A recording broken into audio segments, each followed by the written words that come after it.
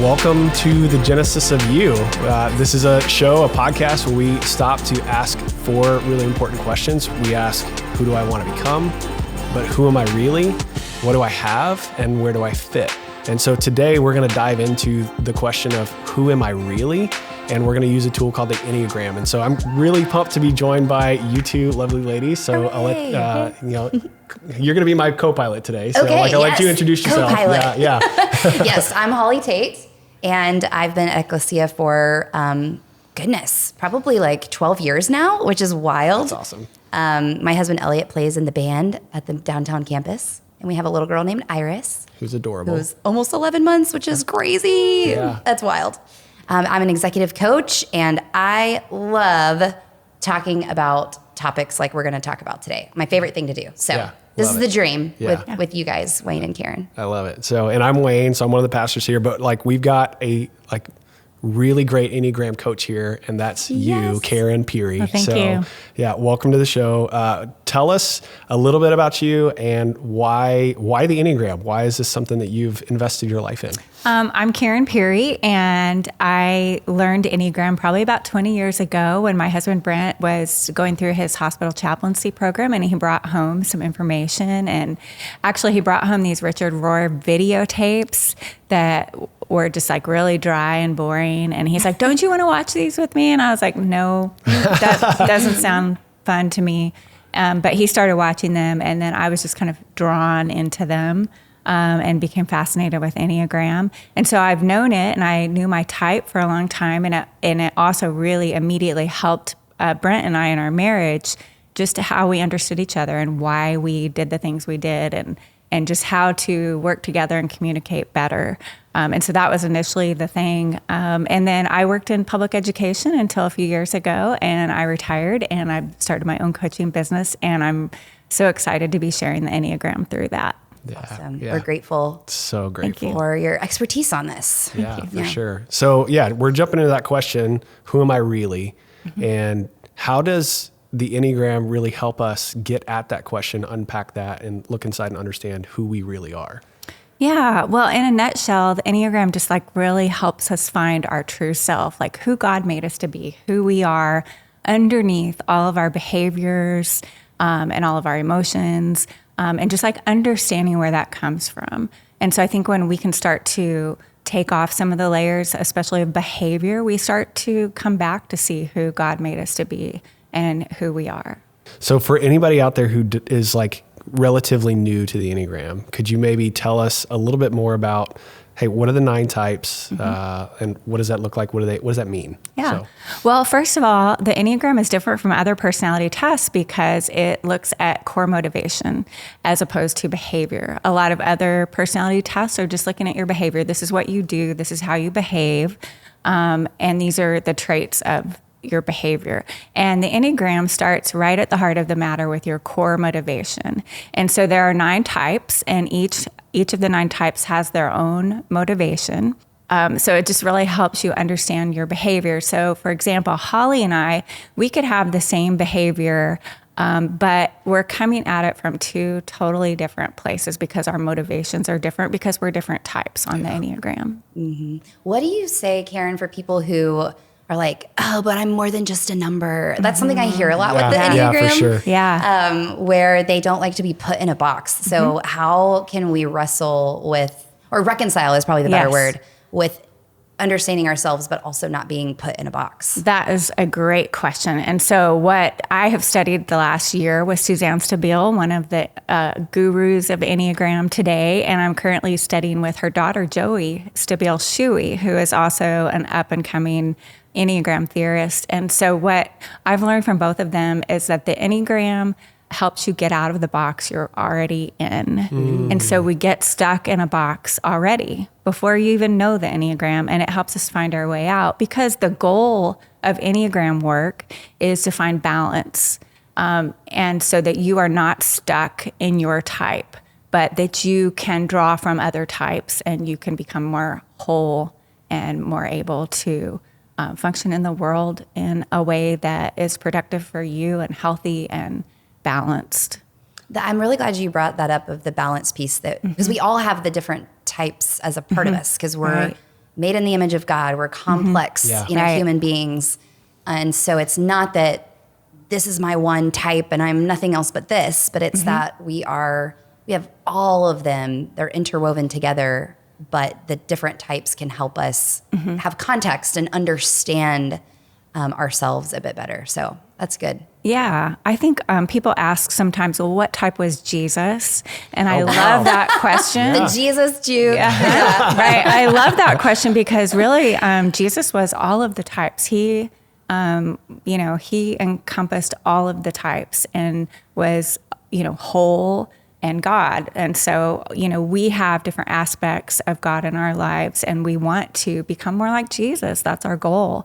And so I think learning about all of the 9 types and where they're coming from, where their point of reference or their core motivation is, and what that looks like in me and how that looks different in you, helps us become more whole and be able to relate to one another better and just makes everything so much easier when you have this understanding of who you are. Yeah. Yeah. I love that. Could you tell us maybe a little bit of a high level overview of each of the 9 types? Like what's true about them or what's some key takeaways? Sure. So the 9 types are actually divided into 3 groups, and I'll start with the body group. So we have basically 3 brains that is, scientifically proven. We have our kind of gut brain, we have our heart brain, and then of course our head brain. And so the body types have this gut brain, and they're type 8, type 9, and type 1. And so type 8 is called the challenger, and type 9 is the peacemaker, and then type 1 is the perfectionist. And all those sound very different. They all come from this place of doing. Doing is the way they see the world through what they're going to do, through their action. And that's how they're connected. And then our second brain or center of intelligence is the heart center. And so that's types 2, 3, and 4. And so these types are very relationship oriented. They're very connected to feelings. Feelings are very important for them. And so type 2 we call the helper. Type 3 we call the performer, and type 4 is the romantic. And so in each way, these 3 types are trying to find love in their own ways. For example, type 2 is trying to find love through helping others. Type 3 is trying to find love through being recognized, through their achievements, through winning. And then type 4s are trying to find this love through being unique. And so that's a great description of those 3 types. And then last, we have our brain center, or thinking center. And so the 3 types in that are type 5, 6, and 7. And 5 is the investigator, 6 is the loyalist, and 7 is the enthusiast. I'm a type 7, so I don't know why I had to look at my notes for that. Because you're so enthusiastic that you forgot. Your mind went blank. Right. And so so these 3 types are all operating from this perspective of seeing the world through thinking, through analyzing, through logic, through rationalization. And they're able to quickly take in information and data are the way they process the world first. And so that's kind of in a nutshell, the 9 types. Yeah.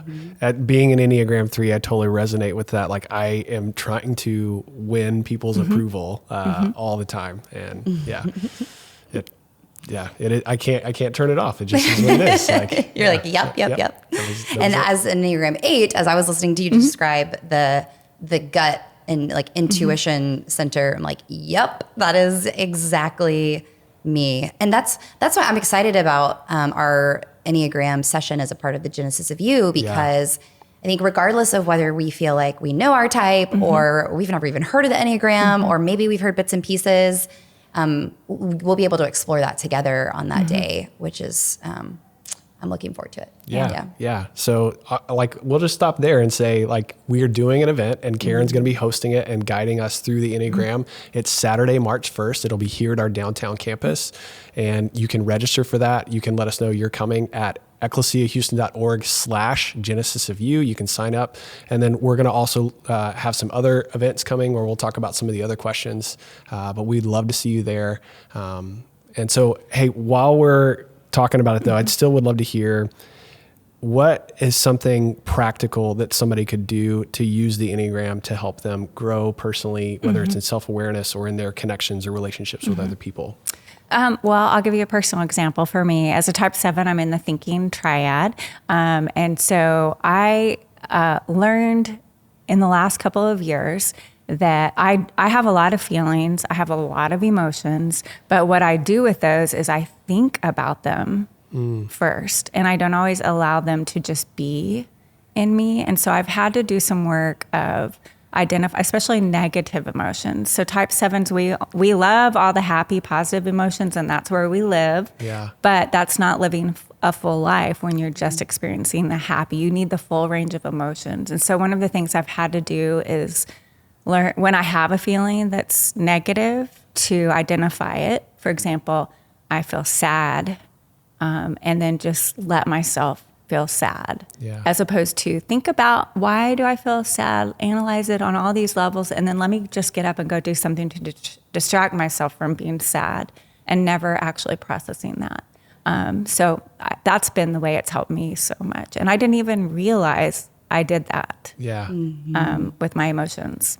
It's funny as you talk about that, like Enneagrams help me too to understand I am keenly aware of other people's emotions and totally insensitive and unaware of what am I feeling? What's going on? It's just like stuff it down or just blow right past it. And so it's helped me kind of value the people in my life who will ask me, no, how are you doing? You know, and not just as a greeting, like that they actually want to know, but it makes me stop and ask myself. So, that awareness. I think for me, the biggest thing about Enneagram is just this awareness of what some of my behaviors are that maybe aren't helpful for me, and that it's okay to let go of those behaviors. I don't have to do that. And just being aware that comes up doesn't mean I always let go of it. Sometimes I still do it, but I'm like, oh, I just did that. And